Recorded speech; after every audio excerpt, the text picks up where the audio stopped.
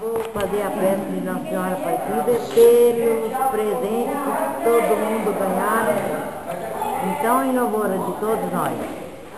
Esta é uma singela homenagem a Nossa Senhora Aparecida. Estamos versos simples numa prece comovida que de joelhos eu faço.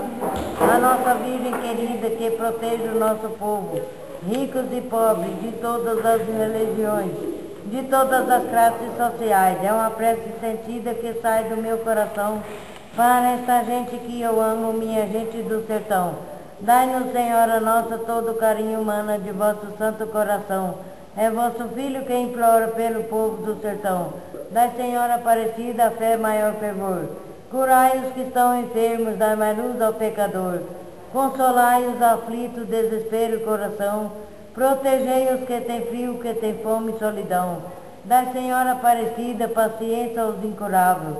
Perdoai os miseráveis, aqueles que não têm fé. Ó Virgem Santa, me ouve, protegei nossos destinos. Livrai dos desatinos de vosso pobre coração que o sofrimento trouxer. Engrandecei os humildes, exaltando o seu valor. Fazei dos pobres mais ricos pelas riquezas do amor. Ensinai aos poderosos que é a maior felicidade é fazer a caridade para um coração que tem fé. Ó Virgem dos olhos negros, protegei as criancinhas, que inocente pobrezinha não sabe por que é que sofre. Ó Divina Padroeira, estendei vosso santo manto para enxugar todo o planto daqueles que nos veneram. Dai-nos, Senhora nossa, todo o carinho humano. Pedi por nós nesta hora, é vosso Filho que implora pelo povo do sertão.